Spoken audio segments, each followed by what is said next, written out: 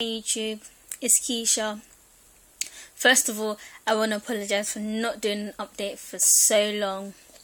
I think the last time I did an update was 29 weeks. So I'm now 33 weeks and 4 days, and I'm doing okay, but I'll give you a brief update for the weeks I missed. So 30 weeks, I was fine. Can you shush? I was fine. My symptoms were the same. I just needed to go to the toilet a lot. No backache or pelvic pain or anything.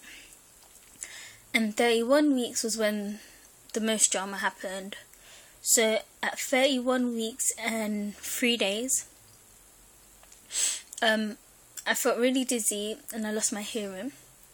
And I was out. So I went home and I slept for a few hours to see if that would help the dizziness go. And I woke up and I still felt really dizzy. So I called my midwife and she advised me to go in just to get checked out because losing my hearing isn't normal. So I went in and I peed in the cup and they put me on the monitors.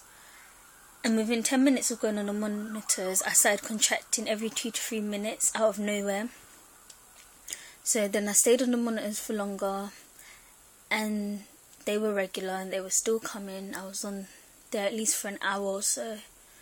So they admitted me straight away because as a precaution, just in case I did go into labour, I had to have the steroids.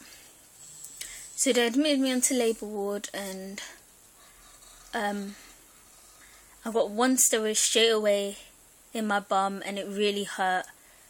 Like, I'm not even that fussed about injections, but that one really hurt. And they also gave me nifedipine, and it's a medicine to treat high blood pressure, but they also use it to relax the uterus muscle. So they gave me that, and I had to stay in bed because my blood pressure would lower, so I'd feel dizzy and tired, so they wanted me to stay in bed. So I was on the monitors for 3 hours. And I was still getting the contractions. And then that night, they calmed down and they weren't regular. They were classed as irregular now. So then I got some sleep and then had an early morning because I had to have the second injection at maybe 6 o'clock, 6:30. Yes, I had to have the second steroid, and then they put me back on the monitors, and then the contractions started again. So no going home for me that day. So they were on and off during the day, but I wasn't allowed to go home because I have to have no contractions for 24 hours. So I stayed again, but they took me off labour ward because they thought it was alright.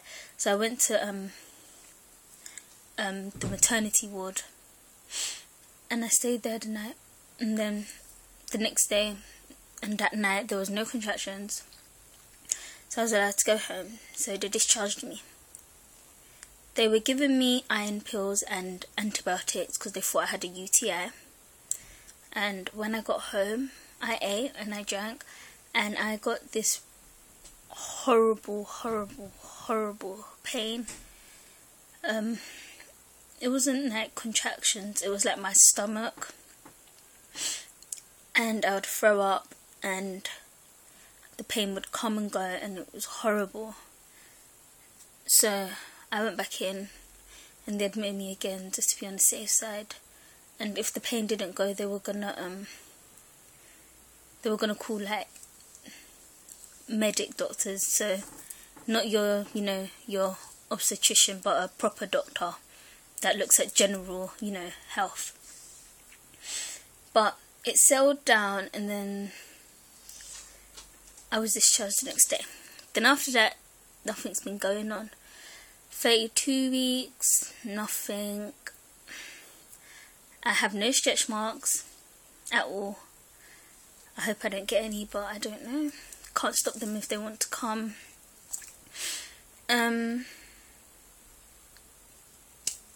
And at 32 weeks, I also got an ultrasound, again, to check the growth of the baby. and she was fine. So at my 28-week ultrasound, she weighed 2 pounds 11 ounces, and at this ultrasound she weighed 3 pounds 15 ounces. And the sonographer was a little worried because she went from the 50th percentile out of 100 babies to like 24th percentile, and he wanted it to go more up instead of down. But like all her other measurements are measuring up fine, so he wasn't too worried. And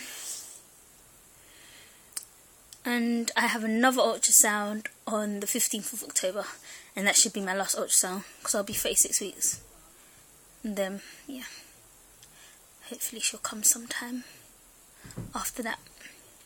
So I have to really watch out for preterm labour. I don't want her coming just yet, it's too early. But yeah, I've been fine. My symptoms, same. Nothing's changed really.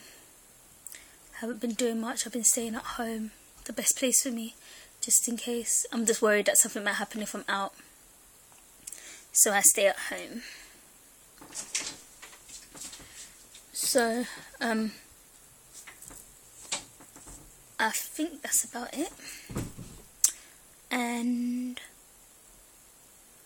yeah, I'll show you my belly.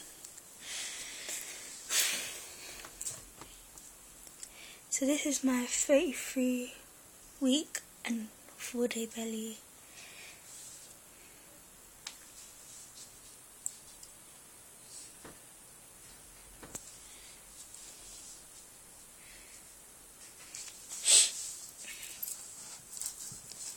No stretch marks yet, which I'm glad about, but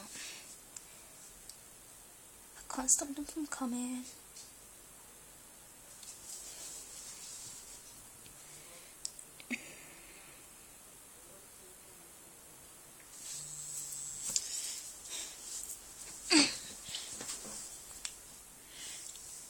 So yeah, she's been moving around a lot. It's not really kicks no more. It's her full-blown movements.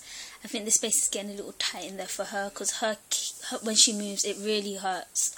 Especially like when her leg or something gets stuck in my rib, and it's just really uncomfortable.